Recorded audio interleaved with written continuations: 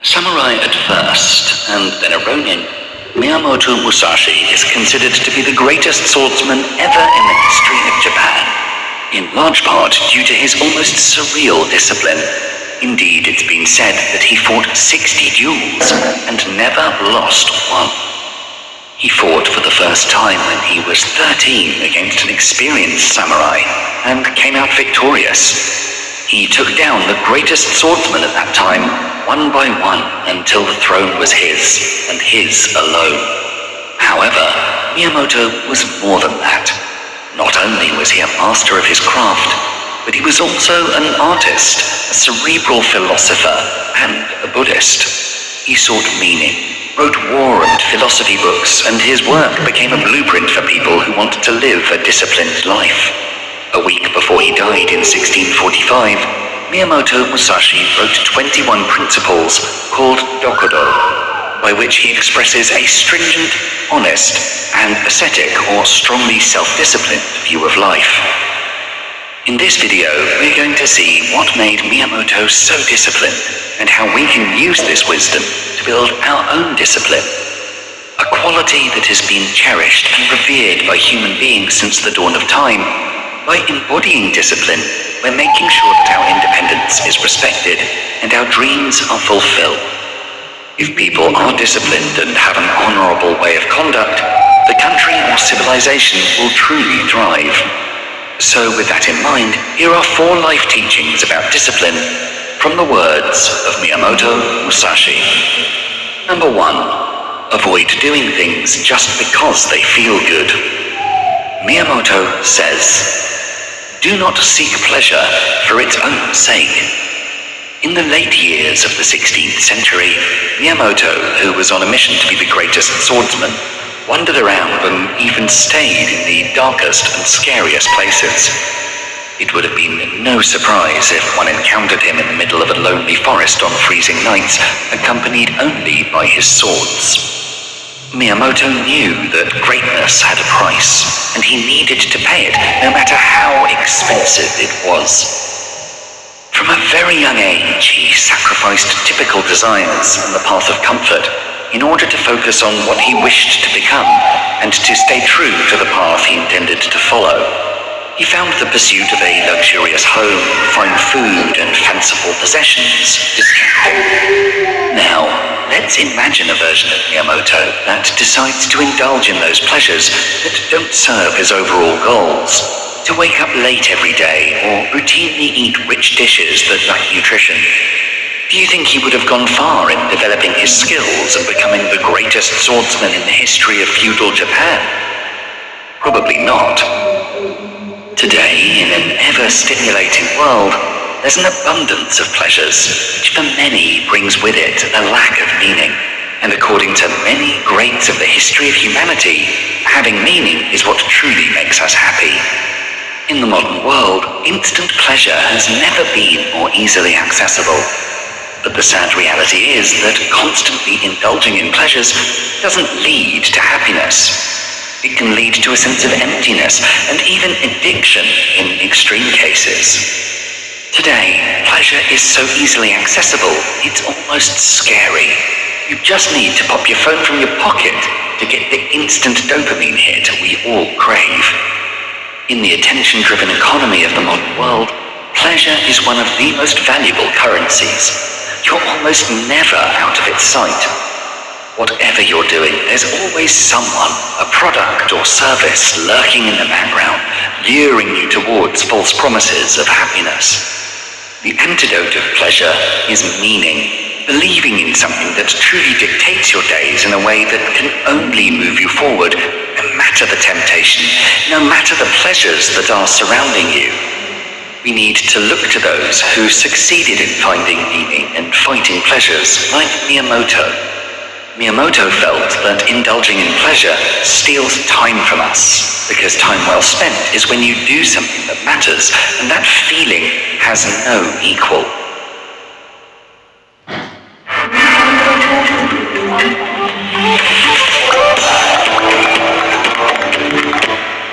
Do something that matters, and that feeling has no equal. As far as Miyamoto was concerned, even if you compound all of the pleasures of life, it still doesn't measure up to the feeling of achieving a major goal. Doing what matters will always be the true source of happiness. Just imagine how proud you'd feel if you succeeded in, for example, reading every single day for at least 15 minutes for an entire year. Picture yourself with a healthy body after training hard for months and months. Just think about the day when all of your efforts to start your business finally pay off and you start seeing customers coming in numbers. How does the fleeting happiness generated from a short-term pleasure really fare next to the happiness that results from achievement? Picture that next time you feel the temptation to grab your phone instead of doing the less immediately pleasurable thing you actually want to get done. Number 2, focus on one thing and broaden your horizons in it.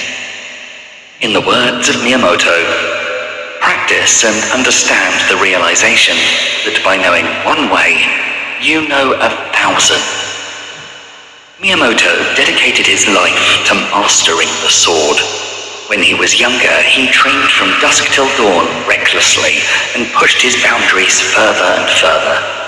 In fact, he left his home village when he was 15 or 16 to travel the country and learn from the best masters and to challenge any fighter that had a reputation for dueling. A quest that would amazingly never see him fall short and lose. Miyamoto feared none. His aspirations were comparable to none, and thanks to his irreproachable, reckless training, his skills became second to none. His method would be recognized and feared, and even though Miyamoto learned just one art, he knew how to express it in thousands of ways. We currently live in a world in which we're showered by countless possibilities and opportunities, something that we should value and acknowledge. And so, one might think that sooner or later, everyone finds the right opportunity that's aligned with one's own aspirations, and that eventually everyone becomes fulfilled. But reality is rarely so straightforward. Indeed, those many possibilities can often give birth to even bigger anxieties. So often, in fact, that there's even a term for it: decision paralysis. It's like when you enter a self-service buffet. You have the right to put whatever you want on your plate, and at the beginning, your enthusiasm is immeasurable. But the more you consider what's actually in the buffet, the more anxious you become. Indeed, many delicious dishes might be laid out for you, but the human stomach is only so big. So you serve yourself a bit of this and take a little bit of that, all to have one big messy plate at the end you can't even finish, let alone taste it properly with everything on the plate mixing together as you eat. In your attempt not to miss out on anything, everything becomes a confusing, unpalatable mess, and you're left staring at an empty plate. And that is exactly what's happening in the world right now. People are often disoriented in the face of many opportunities they encounter, unable to filter them and focus on just one. Many people also think they can be good at everything, so they jump from one skill to the next. But since they lack the patience and focus to reach a level of deep understanding, they end up abandoning that opportunity altogether. And so they get depressed, wondering why they never reached the level they intended, decide that's just the way of things, and move on to the next activity. And so the cycle begins again. So what we can learn from this is that when you try different fields and different opportunities without really getting deep into them and giving yourself the time to grasp them, you can never truly gain the full benefit from them. Your mission to find the path where you'll feel fulfilled will always be in restart mode. Like Miyamoto, we need to give ourselves time to truly grasp what's in our hands and filter any noise that's outside of it, regardless of how tempting it can be. Like Miyamoto, we should not feel content by knowing just the superficial aspect of a discipline, when the beauty of it is ingrained inside. Like Miyamoto, we should dedicate our time to one skill and make thousands of ways out of it. Of course, you can then move to another skill, like Miyamoto did when he first moved to writing and philosophizing. but not before fully grasping the skill at hand first. Number 3. Stay focused. To quote Miyamoto, never stray from the way. Unlike many people of high status in society, Miyamoto didn't pursue enjoying the perks of a good life. Born into a respected family, he could have stayed there, eaten well, and slept in comfort. But he left at a very young age to face the unknown in order to fulfill his dreams. Miyamoto saw things differently, and perhaps that's why he was who he was, and achieved what he achieved.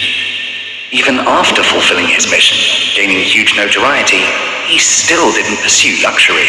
Indeed, when he was invited to stay at the fanciest places, he only did so for a short time before he took off to another place to learn new things and to conquer new skills. Miyamoto was a man of almost surreal amounts of self-control, determination, and discipline, fulfilling his dreams by staying focused and prioritizing what was useful. Sure, he enjoyed luxuries like good food when he encountered it, but what matters is that this didn't dictate his actions. That's how Miyamoto lived, and that's how he'll always be remembered. Core to Miyamoto's philosophy was that in life, you have two roads. One that is eye-pleasing, filled with cravings, good food, and enjoyment, is pretty stacked with people, so is clearly the popular choice. The other, however, is shrouded in an impenetrable fog with no definable detail. From a distance, you might think that the first road is clearly the best one to follow. But unbeknownst to you, the second road leads to freedom, meaning, and inner peace. This road is not joyful. It requires determination, discipline, often even sacrifices. But sooner or later, those that decided to take that road and prioritized what would be useful for them, even if it's against the odds, will taste life in a much deeper way than those who gave in to pursuing immediate cravings and pleasures. For example, if you don't like the way you look, then decide to set some health goals for yourself. Each day you'll be faced with two choices. The choice of eating unhealthily and skipping your workout, or eating healthily and sticking to your routine. The second road requires you to sacrifice short-term pleasures at the altar of an uncertain goal. So it's all right if you get scared or anxious while thinking about it. In fact, if you aren't feeling at least some anxiety or fear, then chances are you're not pushing yourself outside of your comfort zone at all. So some